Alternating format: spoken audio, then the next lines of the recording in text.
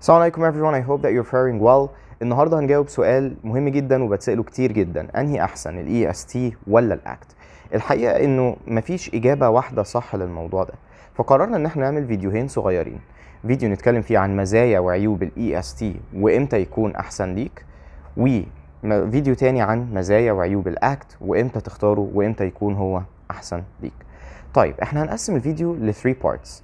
اول حاجة هنتكلم على المزايا بالنسبة للامتحان بشكل عام، بعدها هتكلم على المزايا بالنسبة لي أنا في الإنجليش بما إن أنا سبيشالتي بتاعت الإنجليش، وبعدها هنتكلم على العيوب سواء كده أو كده، وآخر حاجة خالص في الفيديو إن أنا هقول لكم إمتى تختار الامتحان ده، إمتى تختار تخش EST أو إمتى تختار تخش ACT. طيب بالنسبة للمزايا العامة لل EST، أكبر ميزة ليه هنا في مصر إن هو مضمون. يعني إيه الكلام ده؟ والله امتحان الأكت لسه، مع ان القرار ان هو يتقبل طلع، الا ان هو لسه موصلش لليونيفرسيتيز الخاصه. يعني في ناس سالوا في كذا يونيفرسيتي او في كذا كليه خاصه وقالوا لهم لسه موصلناش القرار. هو ان شاء الله هيوصل في الاخر باذن الله، لكن لو هنتكلم على الحاجه اللي بالفعل مضمونه، بالفعل جارانتيد، بالفعل عارفين عنها فكره كويسه، فهي ان الاي اس تي بالفعل خلاص الحمد لله بيتقبل، وناس دخلت بيه اليونيفرسيتيز بقالهم يعني كذا سنه. طيب ده اول حاجه.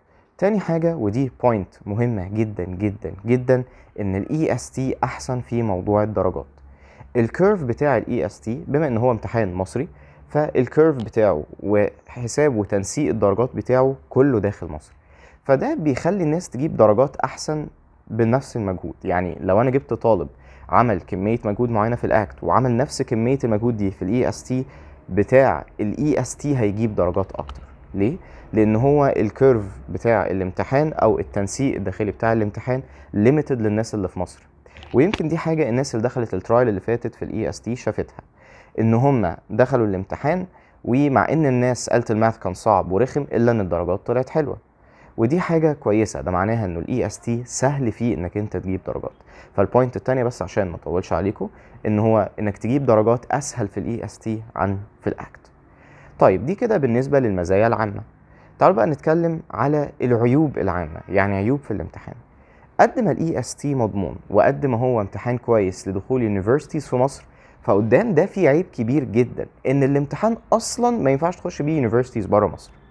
يعني لو حضرتك رحت مثلا دخلت عايز تخش كليه في تركيا لاتس سي او جيرماني او اي بلد تاني، وقلت لهم انا واخد الاي اس تي، هو مش هيعترف بدرجات الاي اس تي اصلا، هيقول لك ده امتحان مش معتمد. فهو امتحان اعتماده الوحيد في مصر، فلو انت بتفكر تسافر بره مصر ما ينفعش تسافر بالاي اس تي. ده اكبر عيب بالنسبه ل يعني عيوب الاكزام itself. طيب هل في another thing that I wrote here؟ حاجه مهمه جدا ان احنا ما نعرفش طريقه حساب الكيرف نفسه او طريقه حساب التنسيق نفسه. يعني ده من ضمن العيوب. انا دلوقتي لو قلت لي جبت لي امتحان اكت او جبت لي امتحان سات، في جدول محطوط معروف ان مثلا لو جبت 5 غلطات السكور بتاعك كذا، لو جبت 7 غلطات السكور بتاعك كذا. فعيب من ضمن عيوب الاي اس تي ان احنا ما عندناش كيرف او جدول واضح زي ده، ما طريقه الحساب سريه ما يعرفهاش غير الناس اللي بتحط الامتحان. طيب ايه بقى المزايا؟ يعني احنا كده اتكلمنا عن المزايا والعيوب العامه، تعالوا بقى نتكلم بالنسبه للانجليش. والله انا رايي من الاخر عشان اسهل عليك، لو انت طالب مستواك متوسط او اقل من المتوسط average or less than that، يبقى خليك في الاي اس تي، هيبقى افضل لك من الاكت. ليه بقى؟ لان الاي اس تي عدد الاسئله بتاعته اقل، تمام؟ يعني سكشن الرايتنج في الاي اس تي بدون مبالغه نص عدد الاسئله تقريبا بتاع الاكت، والوقت احسن بكتير في الاي اس تي، عندك وقت اكتر بكتير عشان تشتغل. فدول ميزتين مهمين قوي قوي قوي لاي حد الليفل بتاعه في الانجليش مش حلو، تمام؟ طيب طبعا قصاد المزايا دي في عيب يعني ممكن يبقى موجود شويه، ان الاي اس تي فيه اسئله فوكاب كتير. يعني سكشن الرايتنج بتاع الاي اس تي بدون مبالغه لو هم 44 سؤال في الرايتنج، انت عندك 10 منهم فوكابلري، ودي حاجه طبعا سيئه جدا جدا يعني، تمام؟ ولكن ما زال رأيي يعني من الاكسبيرينس بتاعتي ومن تدريسي لطلبة مستواهم شاطر وطلبة مستواهم نص نص وطلبة مستواهم يعني ان شاء الله ربنا ييسر لهم الامر بس مستواهم قليل، فما زال الاي اس تي the best choice اللي يخلي الطالب المتوسط او اقل من المتوسط يجيب درجات بالنسبه للانجليش. انا كل كلامي على الانجليش لان ده السبيشاليتي بتاعتي. طيب ايه بقى العيوب بالنسبه للانجليش؟ والله اكبر عيب في الاي اس تي انه مفيش لحد دلوقتي غير 11 امتحان بس اللي نزلوا. only 11 exams up until now. فلو انت عايز تتمرن على الاي اس تي ما عندكش غير 11 امتحان تحلهم، وبعدها تضطر بقى تلجأ لسورسز خارجيه.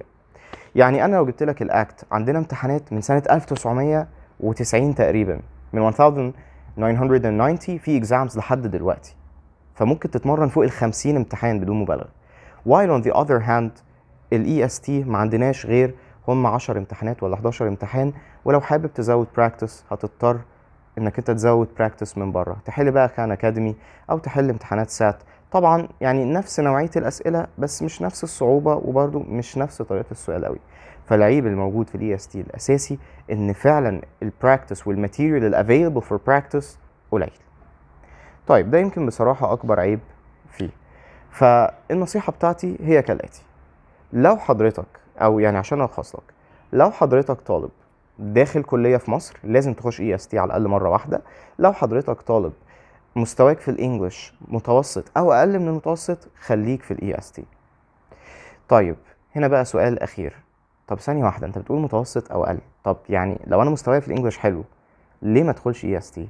يعني انت كده كده هتضطر تخش مره واحده اتليست عشان تضمن انك تخش كليه حلوه في مصر. ولكن هقول لك في الفيديو الجاي بقى الاكت ليه بيكون احسن للطلبه اللي مستواها حلو في الانجليش. وبس كده. فده كده كسامري سريع خالص ايه مزايا الاي اس تي، ايه عيوب الاي اس تي. اتمنى يا رب انكم تكونوا استفدتوا and I'll see you in the next video where we will talk about the ACT، ايه المزايا بتاعته وايه العيوب بتاعته برضه. السلام عليكم.